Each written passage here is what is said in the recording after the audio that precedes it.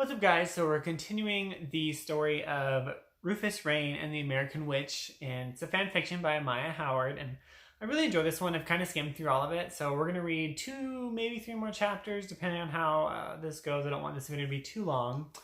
So, here we go. If you haven't watched the last chapter, it's just the video right before this one. That one was called New Beginnings, and this one's called 3 More Days. So, with 3 days left till I start school, I decided to be productive. I cleaned the entirety of my apartment, organized all my books, got groceries, and sat down to write a letter to my best friend back in Ilvermorny. Her name was Shelby Hill. She was from the house of Puckwudgie. Some would say that that's the equivalent of the Hogwarts house Hufflepuff.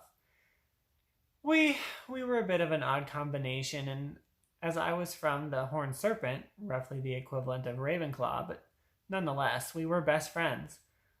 We met during our first year in charms class, and I was having trouble with a mending charm, and she offered to help, and even though I almost poked her in the eye with my wand, she was kind and caring towards me. On the day of my expulsion, she told me she never wanted to see me again, along with a string of swear words. But I miss her so much, and we ended things so badly, I just want a chance to mend our friendship, though I don't think a mending charm could ever make her forgive me. I pushed all the negative thoughts aside and began to write. Dear Shelby, I know we haven't talked since, but I didn't get a chance to explain myself. I'd like to do it face-to-face rather than over a letter, so I hope you'll consider the possibility of maybe meeting up during Christmas break. Things aren't always as they seem, and my intentions weren't harmful, I swear. I miss you so much, and I hate that we aren't on speaking terms, and I'd do anything to earn your forgiveness. Much love, Bonnabelle Monroe.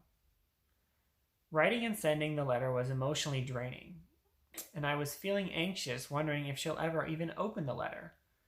I needed something to cheer me up. I remember that I saw a pub just 2 blocks away and thought it'd be nice to have a drink. I wasn't a heavy drinker, but I enjoyed the occasional fire whiskey. I had made myself a fake ID when I first arrived, so I could purchase alcohol. It looked pretty real. I even put my name on it. The only real lie in there was my age. It said that I was 18, even though I was only 17. It was weird to find out that the legal drinking age here in England was only 18 and not 21. I wore jeans with red flowers on them, a black tank top, black boots, and a light jacket, and walked to the pub. Entering the pub, I noticed there weren't many people, and the lighting was very dark. It seemed like a bit of a shady place, but I didn't mind. I needed a drink. I sat down at the bar and ordered a mojito. The bartender gave me an odd look. I'm gonna need to see some ID, ma'am, he said. His voice was rough, and his eyes wandered to places they shouldn't have. I showed him my definitely real ID, and he began to make the drink.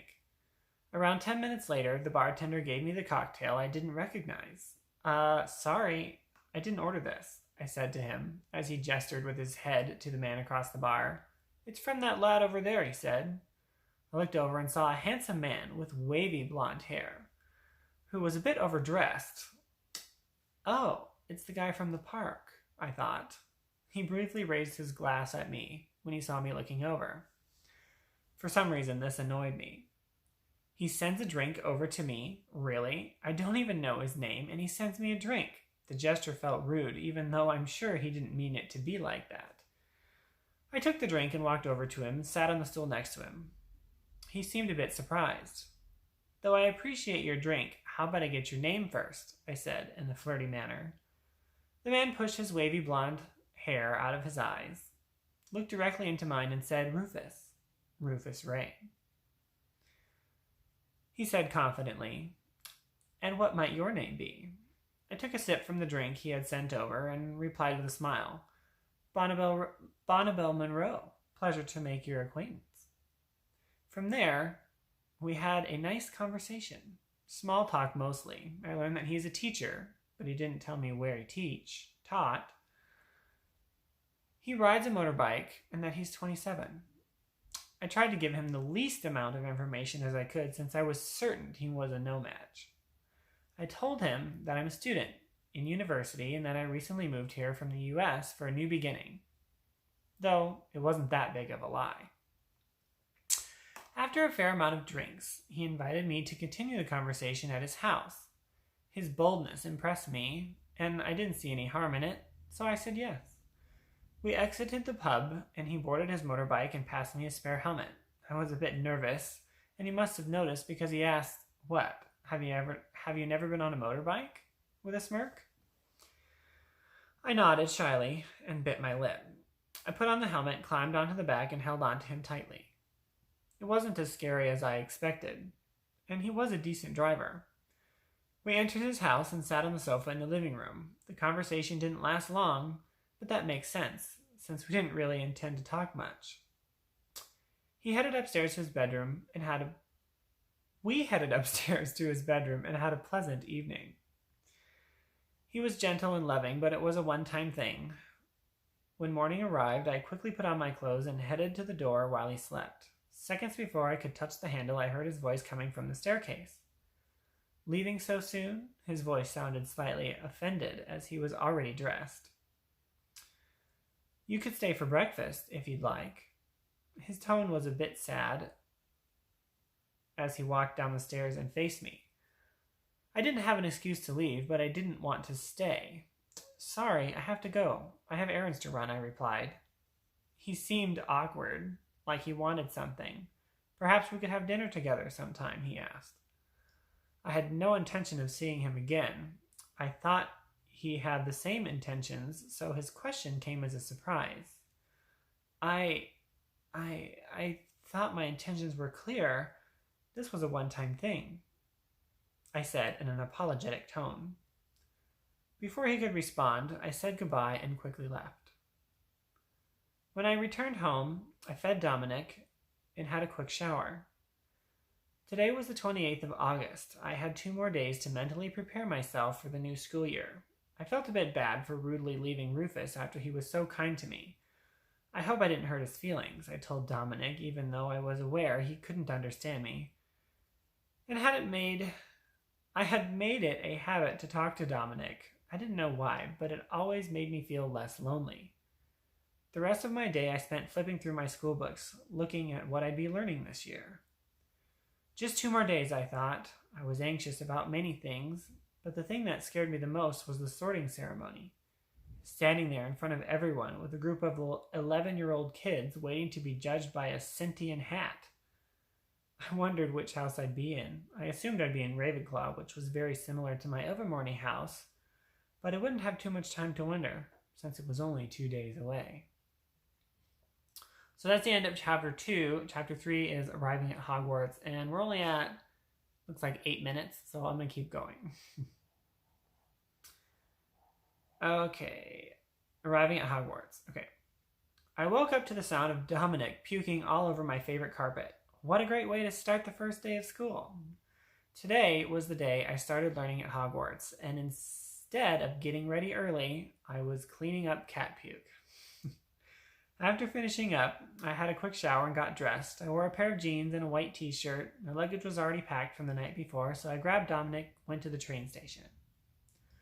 The train was supposed to leave at 11 o'clock. It was now 10:45, and I had no idea where the hell I would find platform 9 3/4.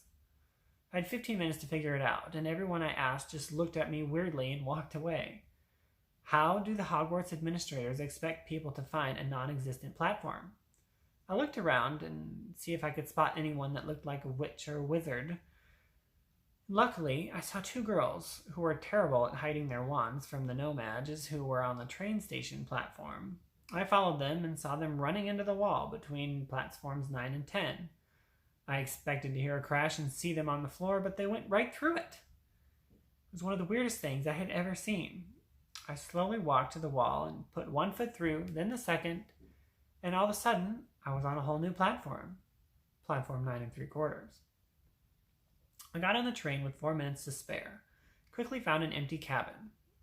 I put my luggage down and set Dominic on the seat across from me. As the train started moving, a girl opened the door. "Hey, mind if I sit here?" she asked in a cheery tone. I nodded and moved Dominic off the seat so she could sit. I've never seen you before. Are you new? She asked. I didn't want to tell her I was enrolled in Hogwarts because I got expelled from my old school, so I replied, yeah, I transferred from Ilvermorny. This is my first year here, but I'll be learning with the sixth years. She doesn't need to know the whole truth, and I hoped that my expulsion was still a secret. Oh, that's great. We're going to be in the same grade. I'm Violet. Violet Thornton. What's your name? She said with a smile. She seemed like a nice person. My name's Bonnibel, but I prefer to be called Bonnie. I continued the conversation. So what house are you in? I questioned. From what I read about Hogwarts, it seems like she'd be a Hufflepuff. I'm a Hufflepuff, she said proudly. Shocking. We continued to chat for a while, and then she went to the bathroom to change into her robes. I was alone in the cabin, so I closed the blinds on the door and the curtains on the windows, locked the door, and changed into my robes. The train stopped shortly after Violet returned, and we exited the train together.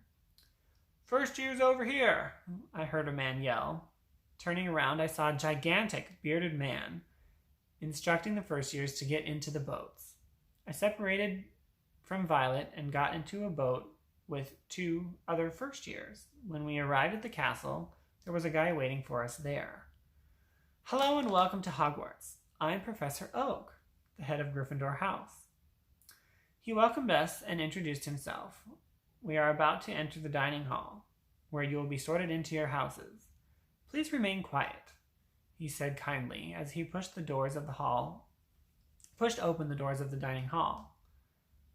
There were 4 tables, 1 per house, and the teacher's table at the front. In front of the teacher's tables was a chair with a hat on it, the dreaded sorting hat. As we walked towards it, I got more and more nervous. One by one, first years were sorted into the 4 houses, and suddenly I hear Professor Oak call my name. Bonnibel Monroe, please sit down on the chair, he said.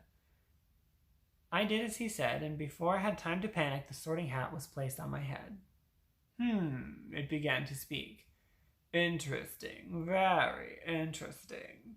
Quite intelligent, but not much for a rule follower. Loyal? No, you're only loyal to yourself. Expelled from Ilvermorny for... It stopped there. The hat must have felt my panic. I wanted to keep my expulsion a secret, but that wasn't an option anymore. It continued, disregarding its previous statement. A pure blood witch. More cunning than you'd like to admit. Very secretive. This one's a Slytherin, it shouted at the last part. Though I had hoped to be a Ravenclaw, I wasn't disappointed. Many great witches and wizards came from Slytherin, and its reputation has improved after the story of Severus Snape came out. The second Professor Oak removed the hat. I went to the Slytherin table, and sat among the first years who were sorted before me. After the sorting ceremony was done, food appeared on the tables and dinner began. I glanced at the professor's table and looked at each professor. I almost didn't notice the familiar face at the table, but when I did, my heart sank. It was Raine, or should I say Professor Raine. I had assumed he was a nomad, but I was wrong. The second I realized who he was, our eyes met, and the second I realized who he was, our eyes met, and I could see that he was panicking as well. I quickly looked back at my food and avoided his gaze. None of the other Slytherins were talking to me. Until one first year shyly asked, "Why were you expelled?" He seemed scared of me. His look of fear reminded me of the Shelby who gave me this, of Shelby, who gave me the same look before she reported me to the headmistress. "It's none of your damn business," I told the first year in a harsh tone. After that, no one dared talk to me. I didn't want to be feared. I wanted this year to be a new beginning for me. But damn, that hat just ruined it. After dinner, the Slytherin's prefects showed the way to the common room. It was in the dungeons, and it was very cold. From the common room, there were windows, but they didn't show the sky or the fields outside of the school. They only showed the Black Lake and the creatures that lived in it. The thought of merpeople watching me was scary. I headed towards the girls' dorm. Luckily, I was placed in 6th year's dorms rather than the first years. I didn't try to talk to my roommates. I just went to sleep and wished that when I awoke, I'd be back at Ilvermorny. So that's the end of chapter, must be 3, I think. So, the next chapter is the first day of Hogwarts, but we're at 15 minutes. So I'm going to stop there because, you don't want these to be too long. Anyway, hope you guys enjoy it. I'm getting a little better. I don't usually read out loud too much, so hopefully, it wasn't terrible. But I'm really liking this one, so see you guys later.